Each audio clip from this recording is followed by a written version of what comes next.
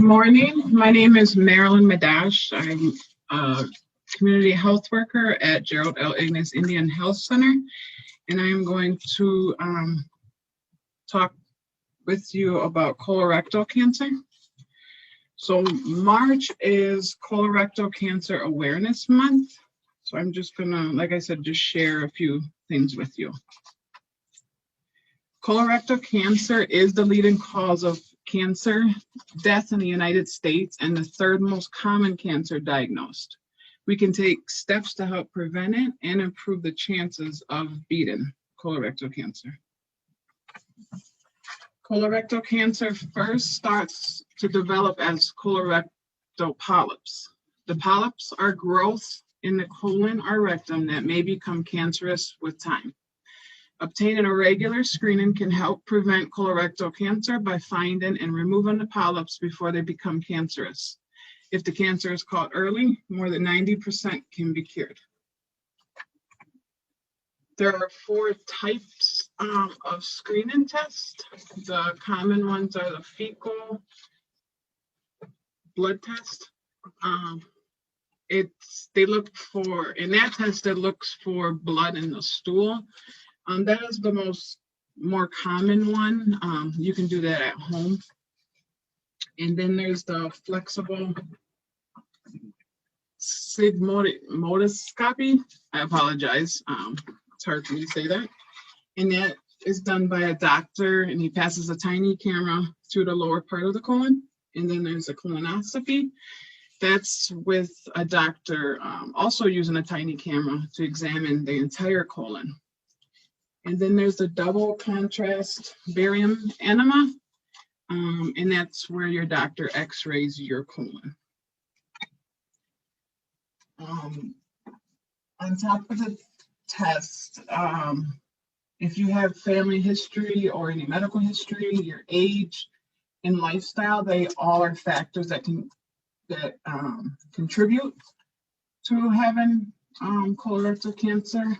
And all should be considered when you're talking to your physician about which screening method would be right for you. Many Americans begin screening at the age of 50, but if you are higher risk, your doctor may want you to be screened earlier. If someone in your family has had colorectal cancer, polyps, have certain hereditary conditions, or if you have personal history of IBS, it's inflammatory bowel disease, you should talk with your doctor and make them aware. This will tell you how many times you need to be screened and which test better fits your situation. Some of the symptoms to watch out for include diarrhea, constipation, or vomiting, a change in your bowel habits, frequent stomach problems such as bloating, gas, or cramping, unexplained fatigue or weight loss, and blood in your stool changes the appearance or quality of your stools. What is a colonoscopy? So a colonoscopy is an exam that is done by your doctor to closely see the inside of your entire colon for signs of polyps and signs of cancer. The tool they use is hollow, slender, and flexible, and has a light at the end with a tiny camera. And it is guided in your colon by a doctor that takes pictures that are sent to a TV screen in the room. Another, besides the colonoscopy, there also can be a sigmoidoscopy screening. That also has it's like a flexible tube with a light on it, a tiny camera that also takes pictures and goes to the TV camera so the doctor can see it.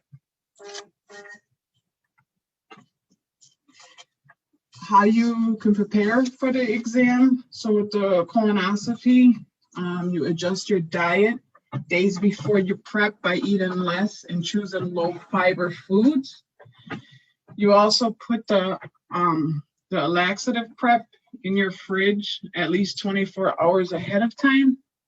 And on the day before your colonoscopy, you'll have to stick to a liquid diet and keep yourself hydrated.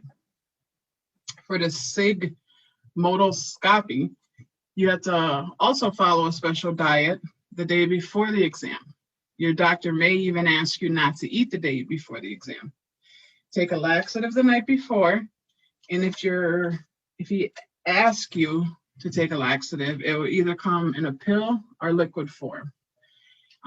You also will use an enema kit, and you'll have to adjust your medications. What to expect after procedure? So you may feel a little woozy after the procedure and may need to be observed.